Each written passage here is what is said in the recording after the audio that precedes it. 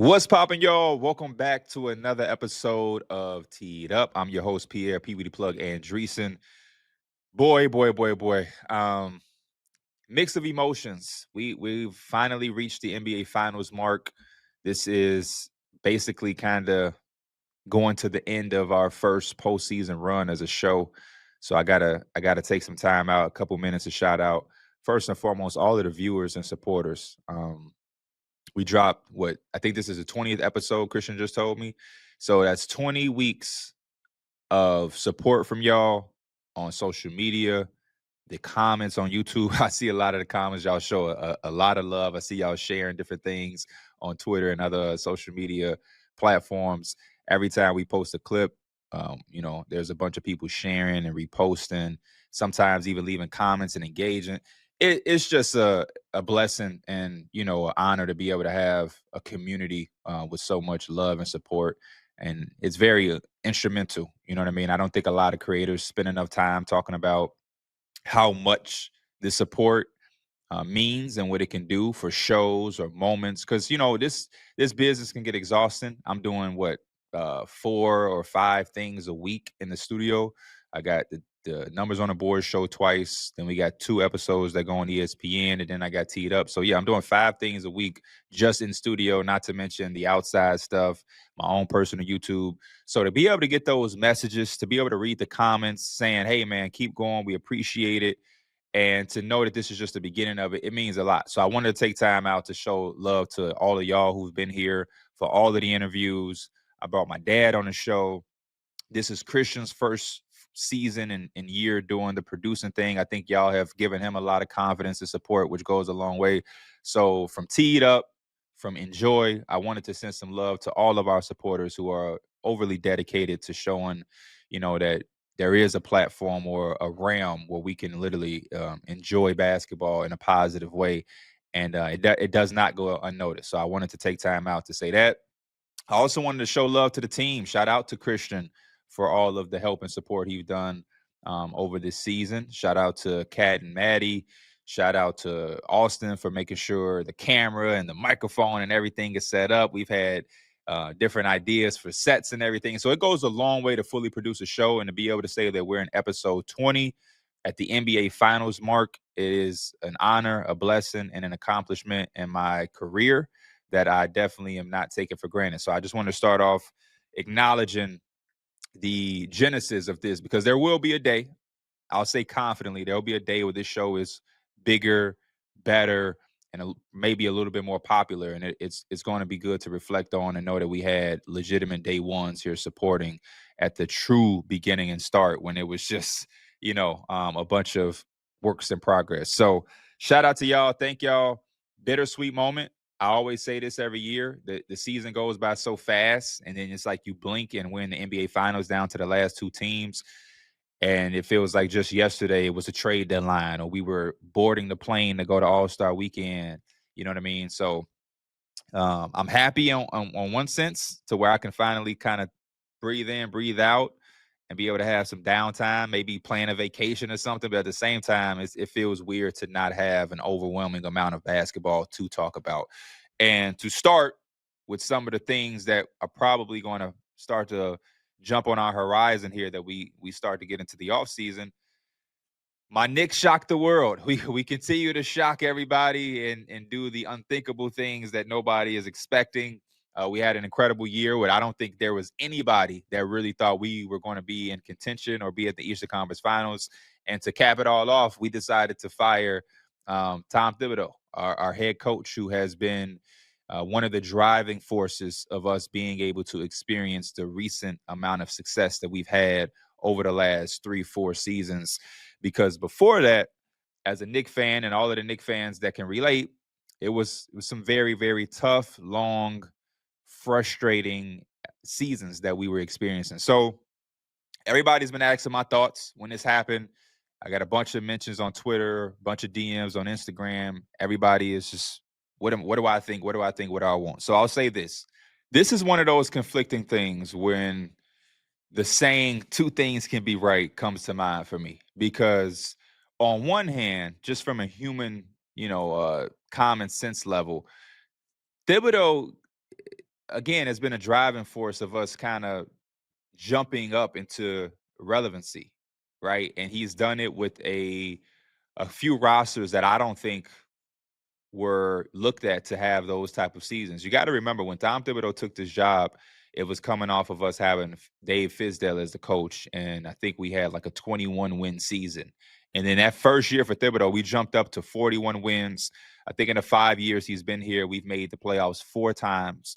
We just made the Eastern Conference Finals for the first time in like 20-something years. It's been that long. Basically the first time in a lot of younger Knick fans' lives. The last time we were all babies and and didn't really know the full moment or can remember the full moment. So when you think about it from that perspective, it is strange and it is weird. And the NBA can't get like that, where it's like a "what have you done for me lately" type situation.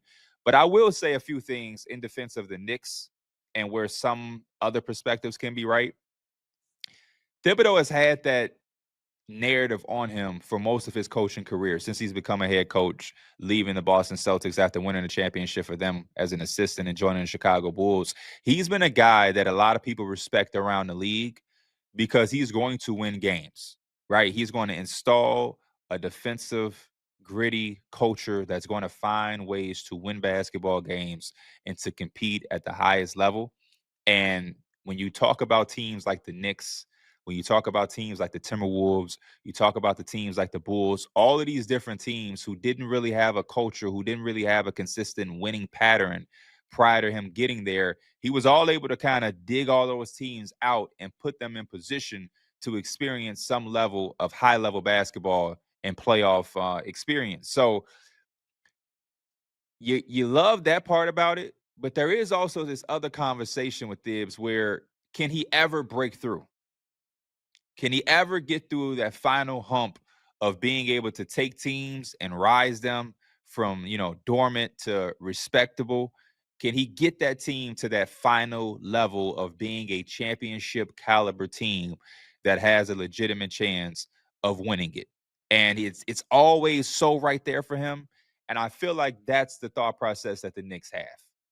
Though we had this amount of success, though he's been amazing, though he shifted the culture, though we love him. I don't think anybody a part of the Knicks don't like Thibodeau. I don't think it was like a hatred-filled thing.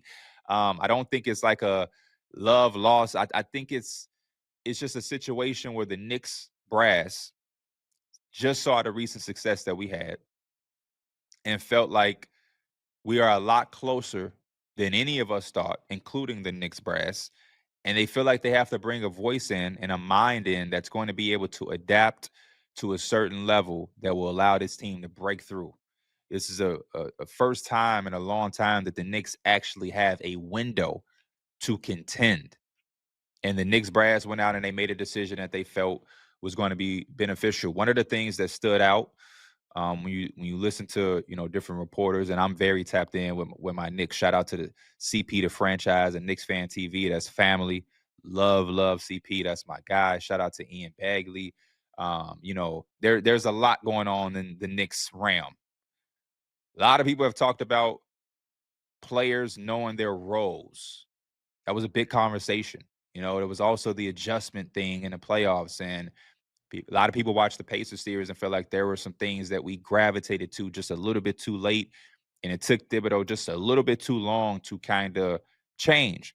There's also this conversation that Thibodeau is a defensive-minded coach. That's always been his bottom line, and this team that we have is probably the most talented team he's coached, and it's probably one of the most offensive oriented teams that he's had. So a lot of the thought processes that he has and the offensive thinking and systems, if you even want to call it a system that he runs, kind of outdated. We're playing a lot of pick and roll basketball where it's just like put the ball in Brunson or Cat's hands and they're going to be able to save us. And in 2009, 2010, 2011, when you had an MVP, Derrick Rose, who was just that good and that much better than everybody, it could just run past everybody and dominate. It was a little bit more simpler then. But now the NBA has gotten a little bit more intelligent. There's a little bit more, intricacies and offenses and defenses, and the game has kind of changed, and it's continuing to evolve and evolve and evolve. And I really believe that the Knicks want somebody that's going to be able to come in and really utilize the amount of talent that we have till its fullest potential. And any Knicks fan, no matter how much you love Thibs, because I love him. I really do.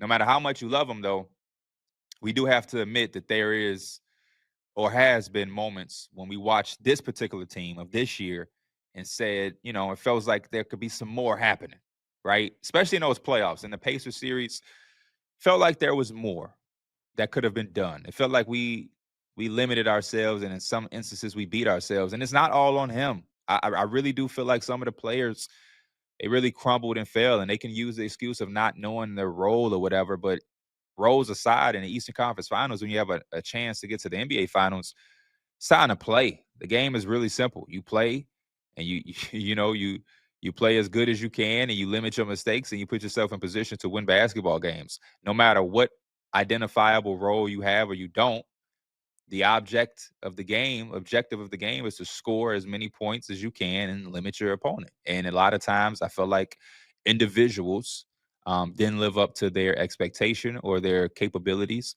And, a mixture of Thibodeau and some of his coaching styles, his lack of adjustments, and a mixture of our players not playing up to par is what ultimately led us to losing a series. And also, not to sound like I'm not crediting the Pacers, it's also a world where the Pacers outplayed us. We got out coached, we got outplayed, we got out tough. We got out comfortable. Whatever, however you even want to phrase that. Like the Pacers just seemed more comfortable. We seemed stiff. We seemed like we were nonchalant. That comes from a coaching staff and a player perspective. So those are my feelings and my thoughts. I can't say that I'm mad. I can't say that I'm surprised. I mean, I'm a little surprised, but there was also this thing in the back of my mind where I knew it wasn't impossible.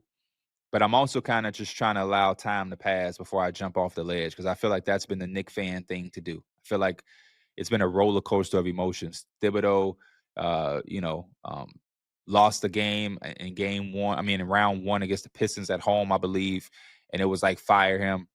Then we beat the Celtics, and he's like the greatest thing in the world.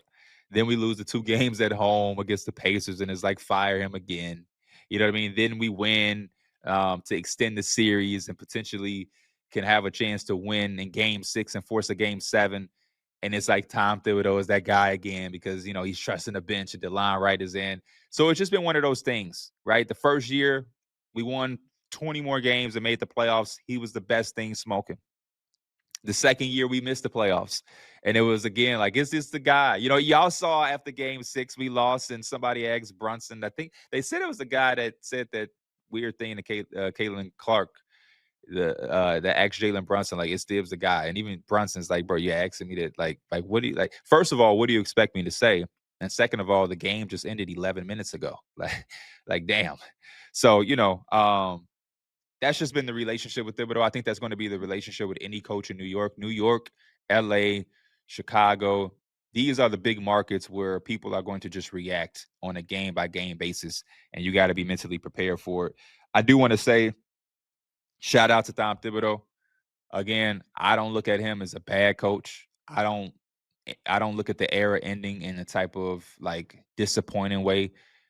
I'll speak because a lot of Knick fans won't be honest when we have this conversation. Nobody that's really into basketball expected the Knicks to be in the Eastern Conference Finals losing in 6. Nobody. There's nobody that expected the Knicks to beat the Celtics. The only people who thought that were Knick fans who are extremely biased and pick Knicks in any scenario.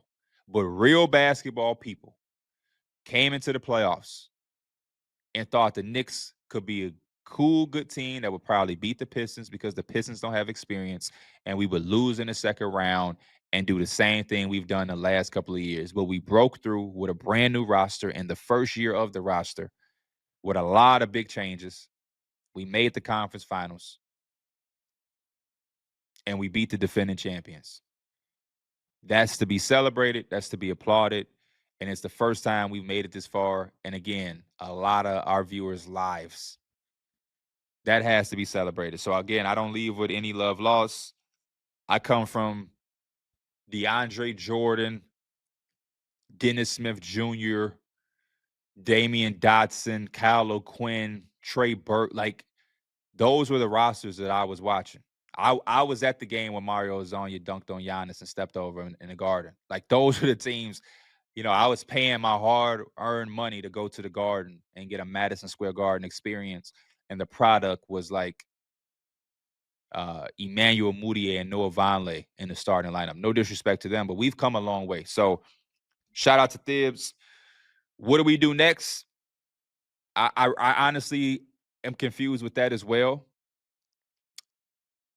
There's this expectation now that we have, and the next person that you bring in, they're not going to have much time. That's the only thing I always think about when you talk about coaching.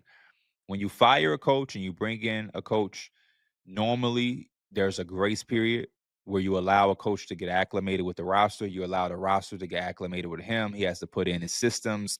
There's a lot of meshing that has to go on, and it's hard to imagine that a team can grasp all of that in 1 year. It's not impossible, but it's kind of unrealistic to expect everything to click instantly. And so because of that and the new expectation, that's why I'm like, are we sure we wanted to do this? Because now you're going to bring in a coach and it's going to be like he has to get to the Eastern Conference Finals or he has to get to the NBA Finals because you just fired the coach that got you there. And there's no way you fired him to bring in a coach that's going to do less. So I feel like there's a world where we could be setting up the next coach for failure. But with all that being said, I have no idea what they're going to do. My choice would be Johnny Bryant. I love Johnny Bryant. When they were having talks a couple years ago about whether Thibs was going to be the guy or not, you know what I mean? If they were going to pivot, I thought Johnny Bryant was going to be the answer. Then they decided to keep Tom Thibodeau. And then Johnny Bryant went over with Kenny Atkinson to the Cavaliers, and they had the year that they had, which is really dope. Johnny Bryant has been on my radar since he was in Utah, and he got a lot of credit for the development of Donovan Mitchell, which stood out to me. And in his career as an assistant coach, he's been around nothing but really good winning basketball. The Jazz and those really prime years for them, the Knicks, as we started to see success with Thibodeau, and now the Cavaliers when they just had one of their best seasons without LeBron James being a part of the team. So I like the young coach idea. I like coaches that know about player development. I like coaches that got it out the mud, that had to, break down film and be in a film room, who had to form relationships with players that helps them become player coaches, good cop, bad cop type thing. He already has a familiarity with the roster and some of the guys that are here. And from everything that I've heard about him since he's came over to the Knicks and now has departed, he has an incredible basketball mind. And usually guys who are around this much winning and are wanted at this level usually know a thing or two, which also segues us into the Phoenix Suns, who just hired another Cavaliers assistant coach, Jordan Ott. I'm a fan of this hiring. There's two things that I will say. The Matt Ishbia Michigan State thing is always going to be something that's hilarious. It's something to watch for, and Twitter is always going to have a field day with that. Sun fans are always going to kind of be on the fence whenever he goes into making a decision that's correlated to somebody who went to MSU. It's going to create a funny conversation. But like Johnny Bryant, the things that I know about Jordan Ott is that he comes from player development. And I think when you're looking at a Phoenix Suns team and the direction that they're headed, and all of the rumors are kick firing about Kevin Durant aggressively being put on the market, they're really eyeing to get some picks back from the Rockets so they can stockpile assets for their future. They're eyeing a 10th pick that the Rockets have. They're understanding that the next phase is going to be a phase where they retool and have to count on player development. You know what I'm saying? So I appreciate when coaches, or not coaches, but when ownership and general management and front offices understand the temperature and the realm that they're in from a franchise level. It never makes sense for me when teams are in this type of situation and they go and hire a guy who is known for winning or don't play rookies. Like, I remember when the Lakers had Byron Scott years ago. And Byron Scott didn't like to play rookies. So he benched Julius Randle and D'Angelo Russell in like the pivotal years of their development. And it's like, what are the Lakers doing? Why would you hire a coach that doesn't like to play rookies? The Bulls with Billy Donovan. It took Billy Donovan such a long time to start playing Modest Buzelis. And it's like, hey, Bulls, y'all are not a contending team. You should maybe go get somebody who was fully invested in player development and is fully invested in allowing your rookie to go out here and properly get experience while making sure he develops with real game reps. That's no reflection on Byron Scott or Billy Donovan or any coach that is against playing rookies. But I do think that it needs to be correlated. I think the NFL does a way better job of that than the NBA. The NFL is all about bringing in a general manager and allowing him to handpick his own head coach who's going to align with his views and his thought process. And then together, they're going to go into the NFL draft and they're going to draft a quarterback who fits all of the things they want in a quarterback. And now the entire franchise is aligned from top to bottom. The NBA, the best teams do that, but a lot of teams that are all over the place, you'll have a roster that looks like it needs development, and it's going to take a few years. But then they'll go and hire a coach who is used to being in the playoffs and competing. You have a coach say, I don't believe in tanking, when he has a roster that says, you're about to be tanking. And so those are the things where I'm always confused. So I love this move from the Phoenix Suns. I can't wait to see how it materializes. They said Devin Booker gave his blessing. He was a big part of it. I'm always a fan of that to a certain degree. And as long as you have Book on one accord with the front office and Jordan Ott, and he understands what his job is about to be, I can't wait to see what the Kevin Durant move is going to turn into. I think that's the next big domino for the Phoenix Suns is the package that they get in return for for Kevin Durant, and how they're able to pivot into being able to have Devin Booker and keep him satisfied with a certain level of competence while also being able to plan for your future and have player development, right? Because Ryan Dunn is going to need some development. Oso Ighodaro is going to need some development. Whoever you bring in now is going to need some development. So there's a balance. I think Devin Booker is understanding what position that they're in, but I also don't think Devin Booker wants to be a part of a team that's going to be at the bottom of the NBA winning, 19, 20, 21 games. I think there's a strategy of retooling and not rebuilding and having just a couple of down years before you recatapult yourself back into playoff contention. That's how you do it. But yeah, I'm excited for the offseason. That's just a sneak peek and a taste of what we're about to experience after these NBA finals are done.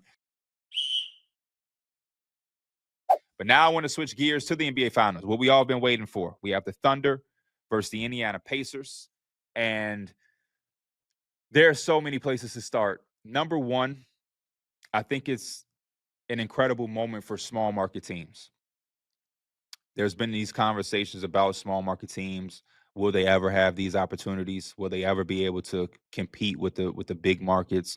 You know what I mean? And I think when you look at the track record over the last 5 or 6 years, with the Raptors winning one, the Bucks have won one, the Nuggets have won one, like very, very big for the NBA in my honest opinion.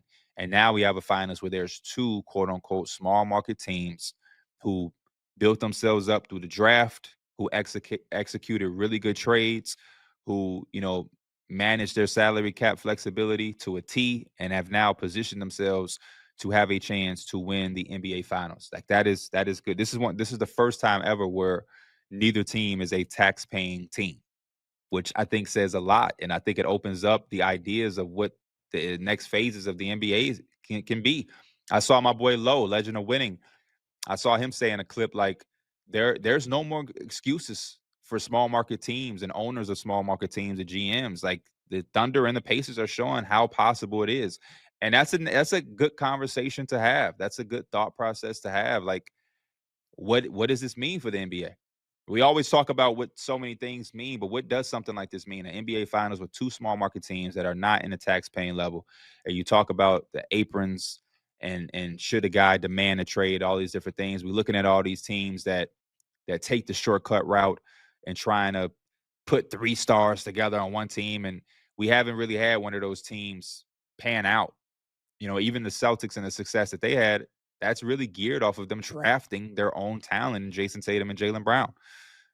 So that's probably the best thing about these two teams meeting in the NBA finals. As far as storylines, I've talked about this on a little bit on Numbers on the Board podcast. For me, I love the storyline of like Tyrese Halliburton is the most overrated player, and now he's just kind of shitting on the NBA and doing his thing. That's dope and that's cool. But I just think it's going to be two small market teams who earn their way here, and it's going to be some good basketball. Like, to me, that's enough. That's enough. The idea that we have to have these narratives and this dramatic, oh my God, box office type of flair. I don't think it always needs that. You have Shea Gilgeous-Alexander, who just won an MVP. He's 26 years old. You don't get MVP, finals MVP, championship all in 1 year with 26-year-olds. This is history we could be witnessing. And then an Indiana Pacers team to be able to do it on this level.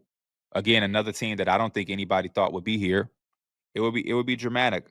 I do want to go over some keys to this series and this matchup that I have for both teams. I want to start with the Pacers because they're the underdog. And I'll be honest with y'all. I'm not a person that lies or hides anything. I'll come out and say I'm rooting for the Pacers because they are the underdog. Like, I know as a Knicks fan, I should be anti. According to Twitter, I should hate the Pacers. Anytime I see a Pacers logo, I should rip it and burn it. And I'm a basketball fan before I'm anything. And I'm going to watch the finals. I'm going to be invested in the finals. And I'm going to enjoy the finals because I enjoy basketball. The idea that we can't enjoy anything in today's world is nuts to me. I saw Pacer fans celebrating. And I saw not even Knicks fans, just other NBA fans, like, commenting and replying to Pacer fans celebrating, saying, "What are you celebrating for? What you happy for?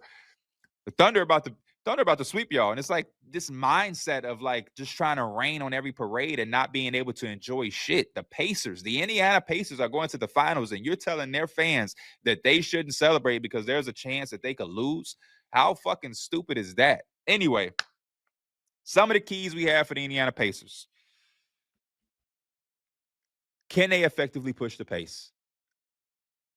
Pun intended. Pacers pushing the pace. This has been one of the things that I feel like has given them an advantage in a lot of these series, especially that Cavalier and Knicks series.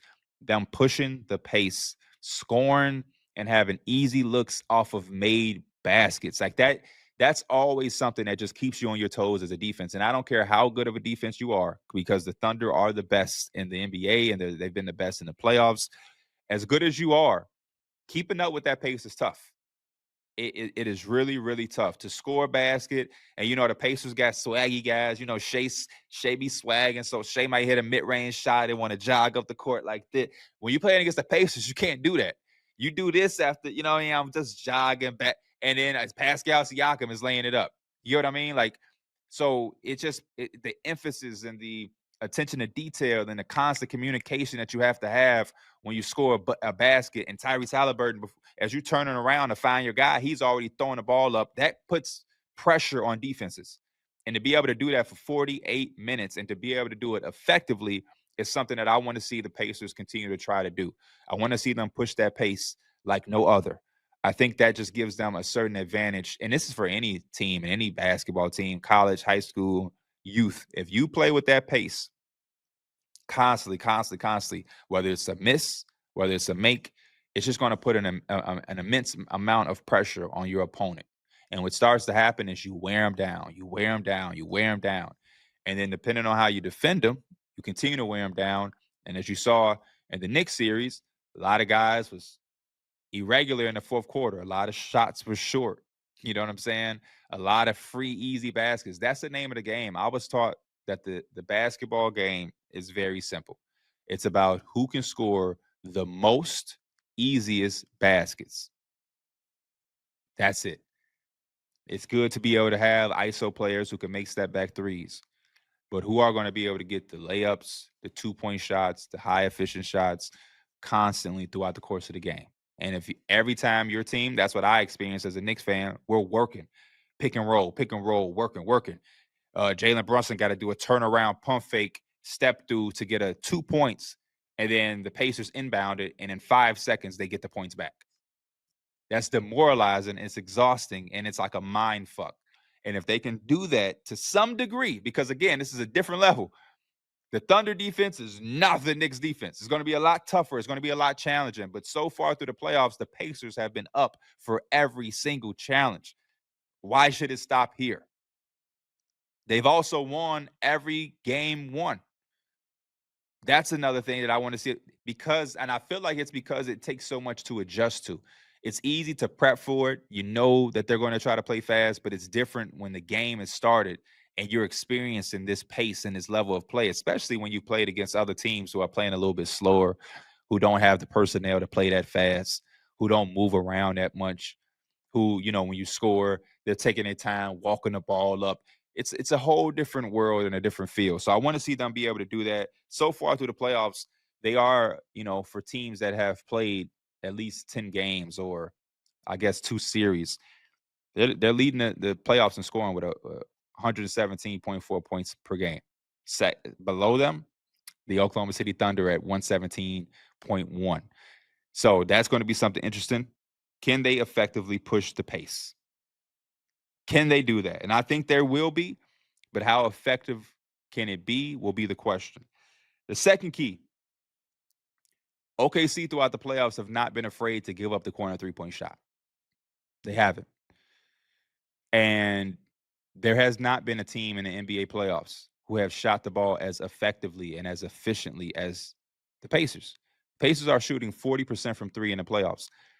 I don't think there's another team shooting 39%. I think like the second highest is 37 to 38%. So they're head and shoulders above the rest of the playoff field as far as shooting the basketball. And that's just the three-point shooting. They've been super effective overall and everywhere. Like they are efficient as you can get. This is video game numbers, but specifically the three-point shot has been a dangerous asset for them. They're shooting 40% from three. And then from the corner, the threes that the Thunder coincidentally love to allow teams to have. We saw that in the closeout game against Minnesota where Jaden McDaniels just couldn't make anything from the corners. And it was driving him crazy because he knows that that's a shot he can make. The Pacers are shooting 47.5% on corner threes. So if the Thunder are going to allow them to have this shot, how effectively and how much damage can the Pacers do before the Thunder quickly adjusts? And am I underestimating Mark Dayton in the Thunder? Are they going to make an adjustment now before the series is even starting to say, hey, we've been willing to give up that shot, but we ain't giving up that shot to this team. We ain't giving up that shot to this team. It was cool to give it up to the Grizzlies. Hey, we gave up the corner three to the Nuggets, and the Nuggets shot 29% in the playoffs from corner three. We can have that mindset when a team is shooting below 30% from the corners. When it's Russell Westbrook over there. You know what I mean? It's okay to live with that.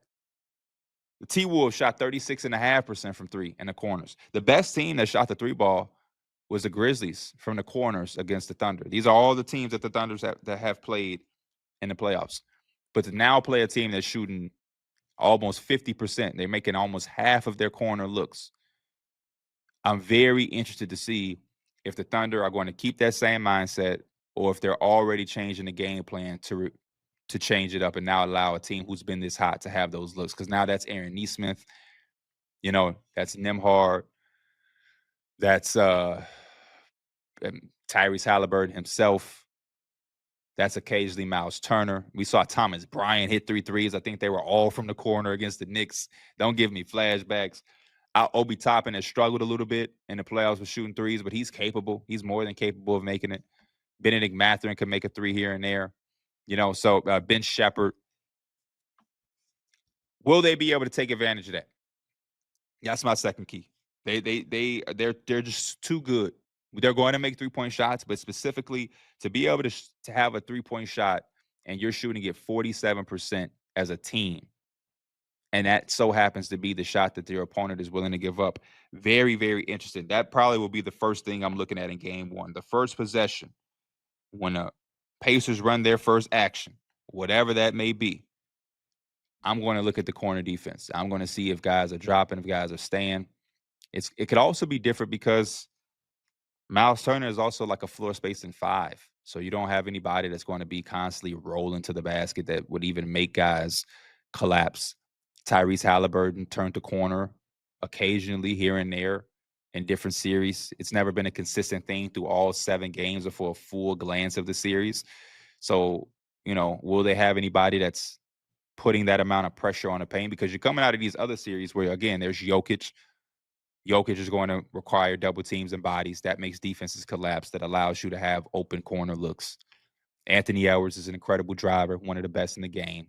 That's constantly making the Thunder show bodies, which would allow you to give up the corners. Ja Morant is a guy that tries to put pressure on the rim. Didn't have too much success because of the size, but again, a threat that will make you collapse those corners. The Pacers don't necessarily have a guy like that, but they do move the ball so much that it allows the defense to constantly shift. So you will have an occasional driving lane for a Nembhard, for a Halliburton, for a Pascal Siakam, for a Benedict Mathurin. And I know Benedict Mathurin is not the creator that Tyrese Halliburton is, but those are the instances where you would have a defense collapse. And it'll be interesting to see, again, in game one, out of the gates, how the Thunder adjust to that and what their game plan is going to be. My last point, my last key, to me, one of the biggest keys for the Pacers, not now, not prior, but even going forward, the aggression of Tyrese Halliburton as a scorer. I've said it during the regular season. I double down on it in the playoffs. When Tyrese Halliburton plays with that scoring mentality, this team looks different. I know the results speaks for themselves as well, right? In 8 games when he's in these playoffs, there's been 8 games where he scored 20 points or more. They're 7-1. In these playoffs, there's been 9 games where he shot 15 or more field goals. They're 8-1. There's a consistent pattern in results with his level of aggression. But even if you take those numbers out, just watching, and I know a lot of people will agree, just watching the aggression and what it does, it takes them to a whole different level. And especially when his aggression is turning into actual offense. Like, it's one thing to just be aggressive and applying pressure, and aggression doesn't always mean I'm going to just take 55 shots in this one game. Sometimes aggression is showing that I'm willing to take the shot. It's saying that I'm willing to turn this corner. I'm willing to go isolation against your weakest defender if you're going to easily allow us to get the switch. You know, I'm going to make you pay. I'm going to turn this corner, and I'm not going to look to pass first. I'm going to make you foul me and get to the free throw line. It's a certain level of keeping the defense on their toes and not becoming predictable. But when he is making the shots as well, when he's up there tap dancing, doing what he does, and he's stopping and popping and knocking down a three, when he's turning the corner and he's making these shots, the swagger of the team goes up. When he's talking this shit, you know what I'm saying? He's smiling and doing his little jog back. The team plays at a higher frequency. And I believe the pressure that it puts on opposing teams it pigeonholes them. Because now he's such a great creator. They play with so much good pace. And because they find a way to weaponize every single player on the floor for them offensively, I love it. When he is scoring, it's like you got to pick your poison. Now, if he's coming off a pick and roll, because he has 27 points, but he also has 12 assists, when he turns that corner, he can dot up that corner.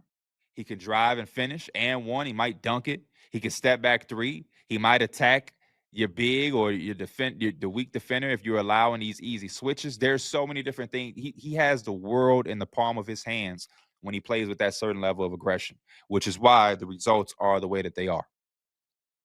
And because he's the head of the snake, once he gets his shit popping, it feels like everybody, as a guy who just watched his team play against him in a 6-game series, when he's making his shots, it feels like nobody else can miss.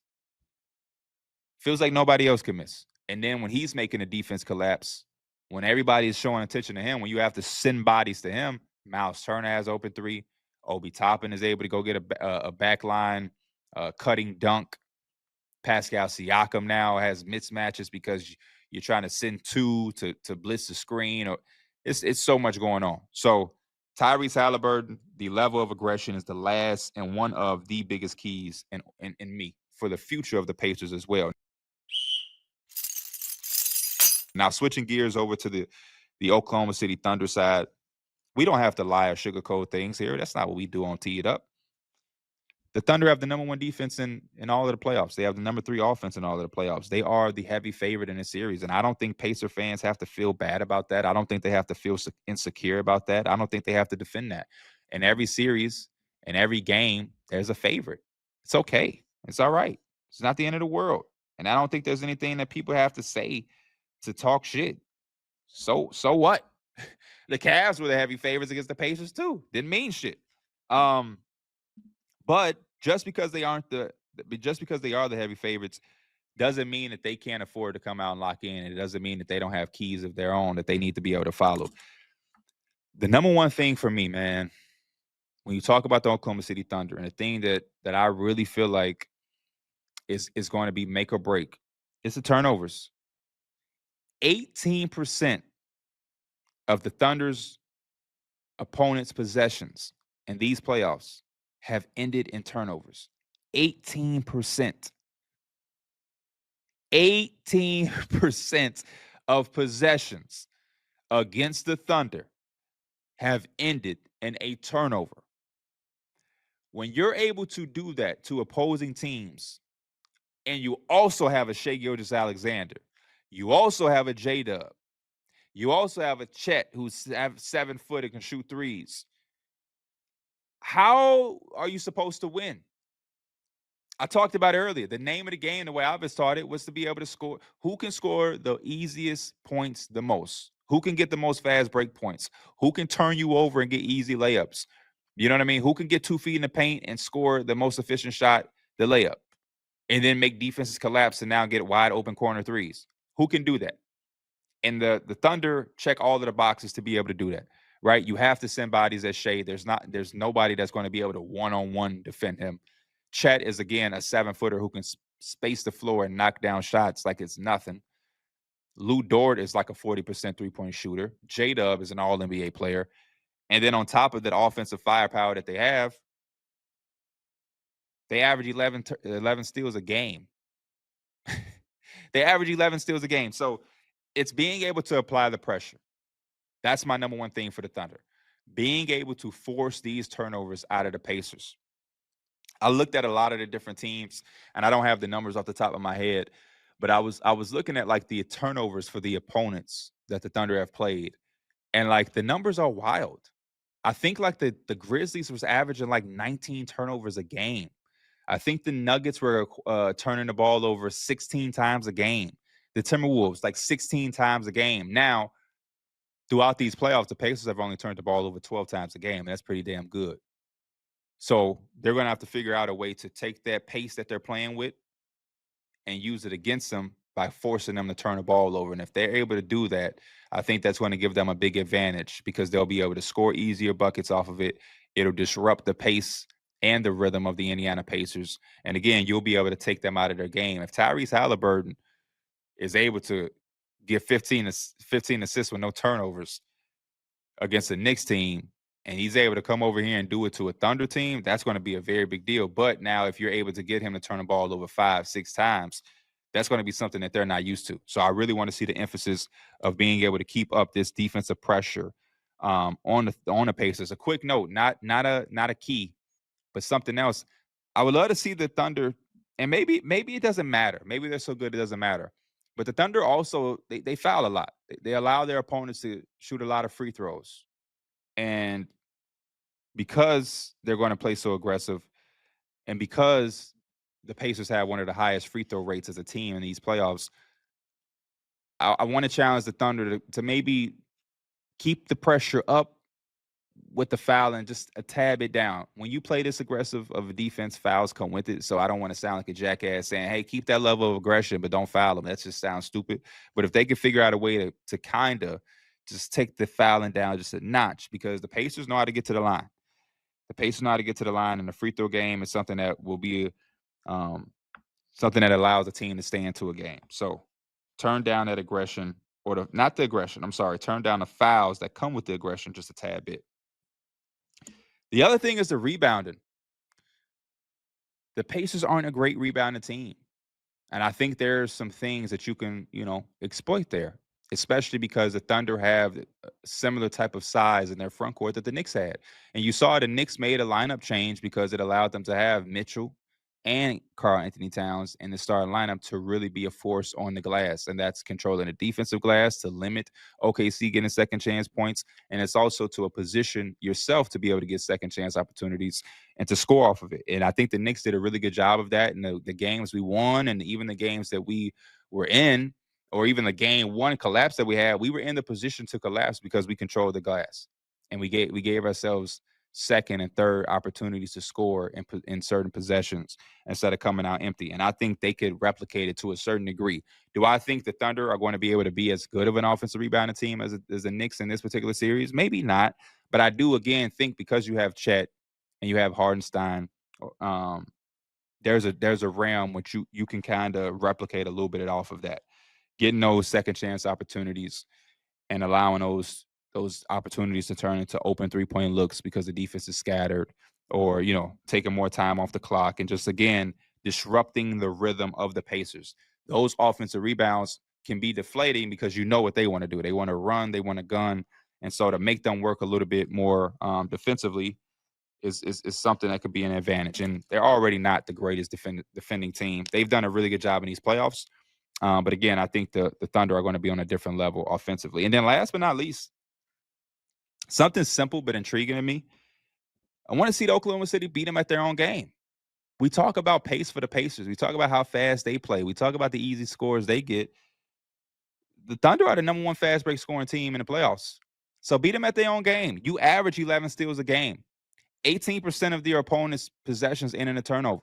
If you're able to weaponize that level of defense and that level of pressure with Caruso, Case and Wallace, Lou Dort, if you're able to do all of that and leak out and continue to get these easy fast break points that you've been leading the playoffs in, I think it could be a quick series. I really do. Again, I'm going to root for the Pacers because they're the underdog. I want this series to go as long as possible.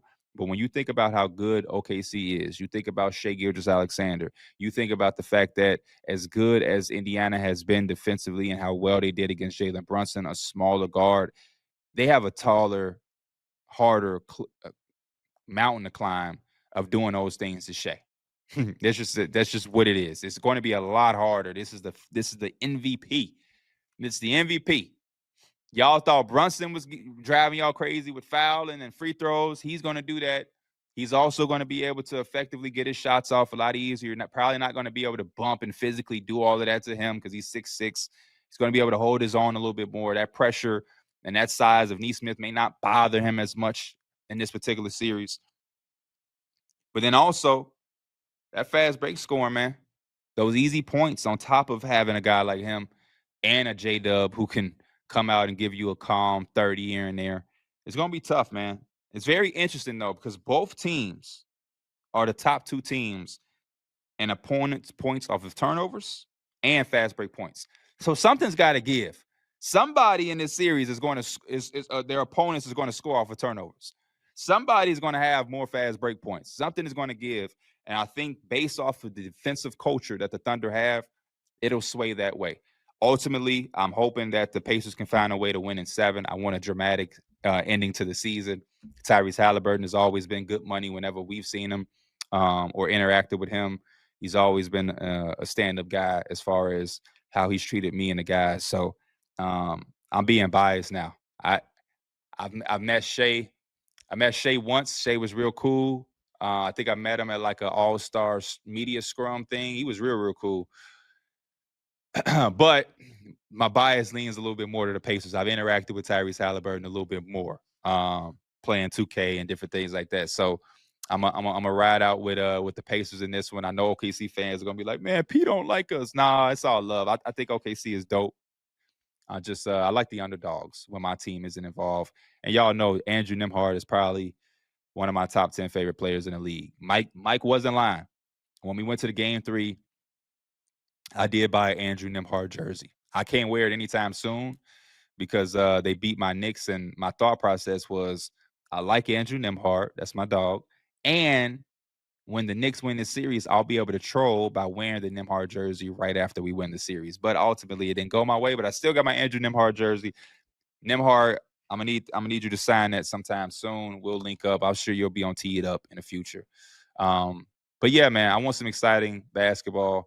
I think it's geared up. We have some history in the making, and this could be an all-time moment when you think about Shai Gilgeous-Alexander being an MVP, winning a championship, and being the high favorite to win Finals MVP. So let's dive into the series. Let's lock in. Let's wish for health. Let's pray for health. I don't want to see nobody getting hurt on the biggest stage of their career. and let's enjoy basketball and enjoy these NBA finals. Back with another fan favorite, Q's with P. Christian was like, man, put up a tweet. And he's super adamant about me not looking. One time in the history of the show, I definitely looked and I was like, hey, I'm gonna find some ones I like. But I don't know what any of these are. I tweeted the post and I let them rock out. So let's see what we got. Hopefully it ain't nothing that's putting me on the spot because I don't like to be umming myself to death. I got you. All right. Let's start off with basketball and then we'll go to the other directions. So Trevor Schaefer 18 asked, who is a role player now who you think can be a future number one guy? A role player that could be a star. That's very tough because a lot of things that have to go right. I'm gonna go with my boy though. I'm gonna go with Andrew Nembhard. I think there's a world where Andrew Nembhard, I don't think he's going anywhere, but if he were to go somewhere else and have kind of like, I don't want to say his own team, but if he was able to showcase his full game, I think he would be a even better player. There's a side of Nembhard that I don't think people are familiar with. I've been watching Aaron Nesmith. I've been watching Nembhard since he was at Florida with Scotty Lewis, and he was killing pick and roll game. Then he went to Gonzaga and played with even higher talent and stood out there. Now he goes to the Pacers and is a role player playing in a boxed role. There's more to his game. So I would definitely say Nembhard off the top of my mind. I'm sure that there's somebody else. There's some cheat codes too, like Jalen Johnson from the Hawks. Y'all know that's one of my favorites. But I don't know if he's a role player. He's just kind of young, and I think he's going to be like it's going to be him and Trae Young's team. So I don't want to use him. He feels like a cheat code. But yeah, give me Andrew Nembhard, man. Give me Andrew Nembhard. I'm sure there's somebody else that I'm not thinking of and I may be forgetting because there's so much going on. But I'll take Andrew Nembhard. Real quick on Nembhard at Florida, I remember it was either his freshman or sophomore year there. He hit a buzzer beater in the quarterfinals of the SEC tournament to beat the 1 seed, which was LSU with Naz Reid, Waters, and I'm trying to think. Javonte Smart. Javonte Smart was there, yeah. Javonte Smart. Skylar Mays was a pro. Skylar Mays, yes. That was when Will Wade was. Shout out to Will Wade, man. Shout out to Will Wade. Next up, with the talk about OKC being a dynasty in the making, is there any way that they can really keep the big three of Shea, Dub, and Chet over the next few years with the first and second Abram? Or do you guys see potentially guys taking pay cuts to keep those three together? No, I definitely think there's a world where they can keep them all. They'll just have to make sure that they're well-rounded around the margins. I think that's really it. We talk about, because you have to think about the Celtics. They're going through what they're going through because all of their guys get paid. Like Porzingis is a $30 million guy. Holiday is a $30 million something guy. Derek White is pretty much a $30 million something guy. And then you have the $300 million of Brown, and then Tatum is like a $300 something almost $1 million player as well. So your whole starting five is worth $30 something million. I think there's a world where OKC keeps their core three and they just manage themselves around the margins. And I think it's a lot more possible for them because they have so many draft picks and because they've been able to identify talent so well that if you were hypothetically, if Case and Wallace did become too expensive, you just invest in AJ Mitchell then, right? You know what I mean? Like, so I think they'll be fine. It will get difficult, but I think they'll be fine. And if they win a championship early, it gives ownership a reason to invest into it. I think owners don't want to invest into it if it's not going to be able to guarantee a certain level of success. But we've seen crazier things happen. I'm not going to guarantee it. There is a world where maybe, a team is like, hey, maybe we just go J-Dub and Shea. Maybe we make Chet expand. I don't know. But I think they would be foolish to not run this course as long as they could. And you also have to remember, this is a team that gave up on Russ, KD, and Harden a little too premature. So the PTSD of that may make them feel like we ain't doing it twice. Right.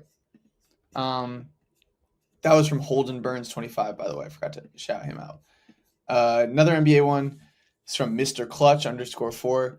Do you think the Spurs can make it work with Fox Castle and Dylan Harper? Shout out to Mr. Clutch. That's my guy. I do think that there's a world that they could work for sure. I think Stephon Castle always to me has been appealing. And I was my favorite player in last year's draft that I said, like, if I was a GM, I would feel the most comfortable taking this dude because he's going to figure out a way to be successful. I think he showcased the same thing at UConn where like he played a certain way in high school and then he went there with veterans and was a part of a championship team where he played a role. He's done it early on with the Spurs, even though it's just his rookie career. I think he'll be able to adjust and just be a way to be a productive, winning basketball player. I also think because of the size that he has and what Dylan Harper has, you can move them around. And I think, Stephon Castle was like a point guard, small forward. I think Dylan Harper could play all three, you know what I mean? And then you have depth and bench and like they all, there's just so many different ways that I think you could figure it out. And there's never been a time where too much guard play has ever been bad. The more guard play you can have, the more guys who can break their man down, the more guys who can create a play for somebody else, the more high IQ players you can have, the better. So I do think they're going to be on the same team together. And I do think that they'll figure out a way to make it work. If they're not, the Spurs will make a trade. There is no world where anybody but Dylan Harper goes number 2.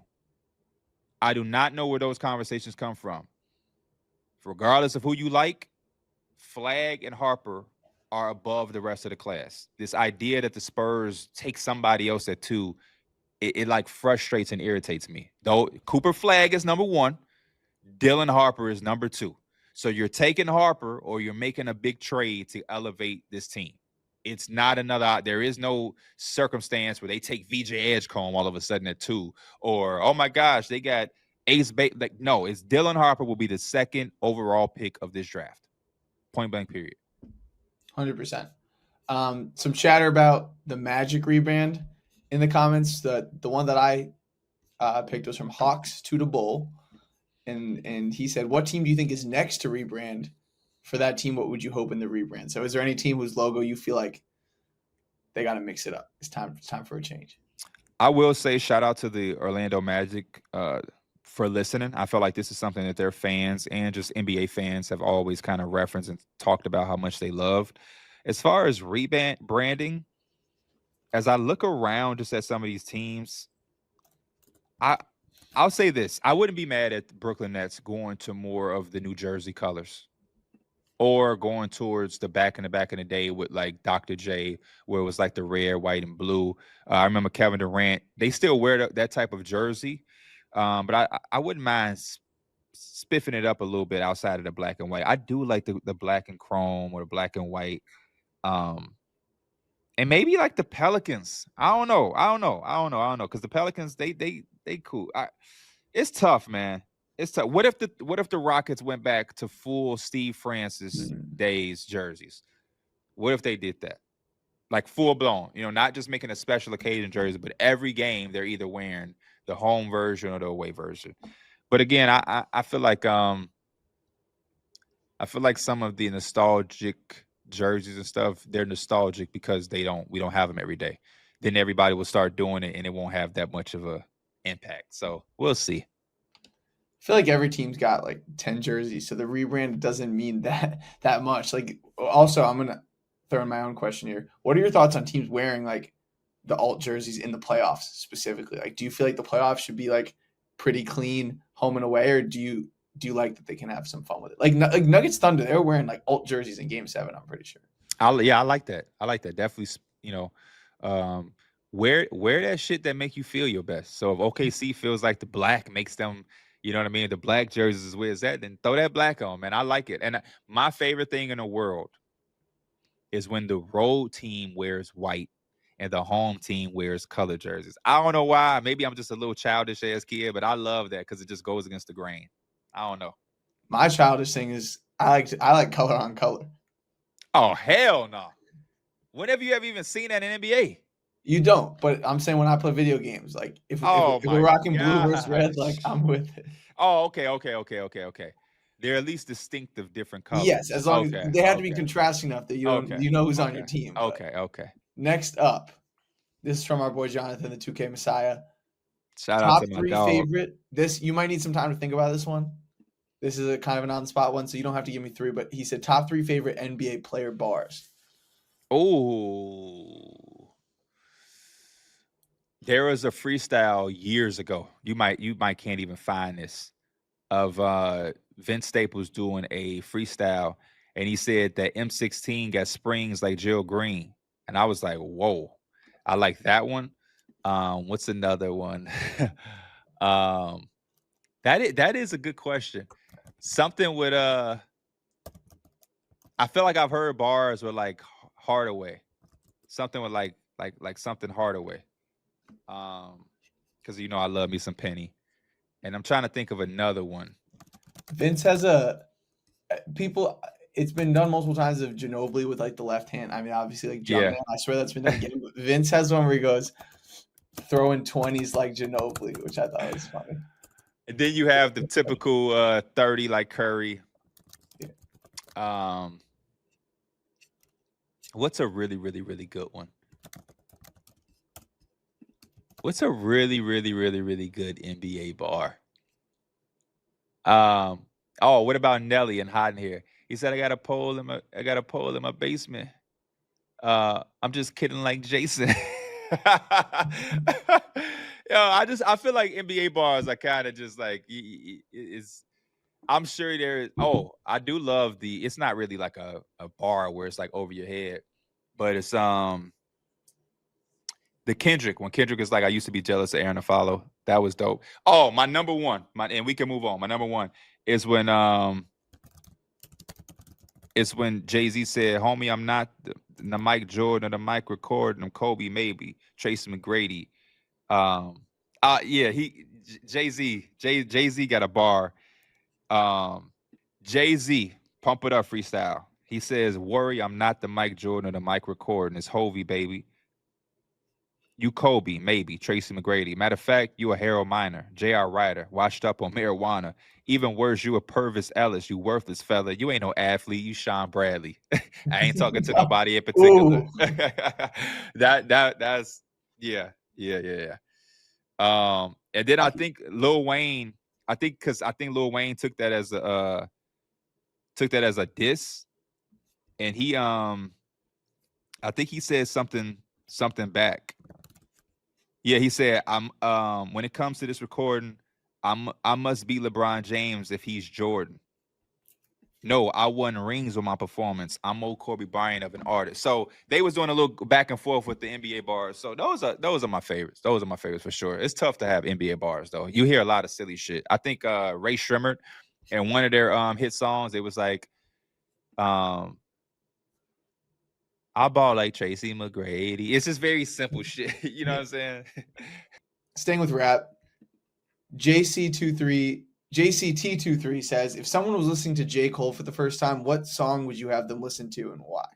JC, what it is, and probably I'll probably pick something that like it's like attention grabbing. So maybe something like Lion King on Ice or The Climb Back. Something where J. Cole is aggressive and popping his shit. People be trying to classify J. Cole as boring, and everybody got to, entitled to their opinion. I'm not too big on any artist's like mainstream catalog, but I would show something like The Climb Back or Lion King on Ice where he's rapping, the beat is hard, and he's spitting, something like that. Or one of my favorites is Premeditated Murder off of Friday Night Lights. But yeah, something like that that's gonna really captivate them and pull them in and be like, oh shit, okay. Shout out to J. Cole. There's also Grew Up Fast, which is like, I don't think it's on streaming. You gotta like go to YouTube for that. That's one of J. Cole's hardest songs. I grew up fast, done blew up fast. Money falling out my pockets. I got too much cash. Can't fit nothing in her pocket. She got too much ass. Like, god damn. This is from Paul Slaughter 79. All right. What were some of your favorite sports television shows growing up? The end of Inside the NBA, Around the Horn, and the passing of John Brankus from Sports Science. Rest in peace is making me appreciate all the shows that I watched that made me the fan I am now. Around the Horn has a special place in my heart because I legitimately remember it being on TV when I got home from school. Other sports shows, there used to be a sports show on NBA, on ESPN, and let me fact check this before I say this because I think it's important to Make sure the facts are always straight. Yes. Okay. There used to be a show with this like incredible encyclopedia of sports, and that's what I've always been. And I've always been an encyclopedia of what You I got Stump know. the Schwab. Stump the Schwab. He passed away. Rest in peace. Rest in peace. That was one of my all-time favorite shows, and the reason I loved it is because I used to watch that, and like my mom would be like, "Man, baby, you know basketball. She'll ask me the answer to something before, and I think that was one of the first times where my mom knew the level of information that I knew. I didn't always know a lot of shit because Stump the Schwab would do all sports, but it would have like basketball questions or baseball shit, or even sometimes football things, and I would get it right before they answered, and my mom would be like, "Oh wow, like." You know this shit. And I think that was the first time that my mom really realized like this is not the typical he's just into sports type shit. But I love Stump the Swab. I love that show. If I there was a time early in my career where I used to be like, man, we should I should try to remake my own version of that. I just don't know if I know sports like him. He knew hockey, golf, NASCAR, basketball, football. The way I know college is how he know for all of that shit. And that's why it was so good. That was such a good show. Shout out to Stump the Schwab and rest in peace, man. But I love PTI, pardon the interruption, baseball tonight, and it's something about right before going to bed seeing web jams and like, Oh yeah. I don't know, bro. It was different. It was different. And then in the morning, watching ESPN before I have to run out for the bus, and I'll see like Linda Cohn giving her top 10 plays of the night. And I think she always just say, for the love of elevation, when like somebody would dunk. You just had to be there. You just had to be there. And Stuart Scott would say shit like, Ray Allen with the Supersonics had 34 points tonight. Here's Ray Allen coming off that screen. He cool as the other side of the pillow. And it just like little shit like that. They would just be like, man, that shit is so crazy. And I used to look at ESPN as like this far away universe that just didn't exist to me. It was just like fake. And now here we are. So yeah, man, those are some of my shows I grew up on. Pretty cool. Also, on the Stuart Scott hosted the Schwab Show. Yes, he did. Yes, he did. Oh, and quite frankly, that's the early version of Stephen A. Smith. Quite frankly. Oh, right. Yeah, that was before my time, but I had seen that. That was a really good show. My dad was actually friends with Howie Schwab. I got a picture with him when I was like 7 years old. Oh, wow. Wow. Okay.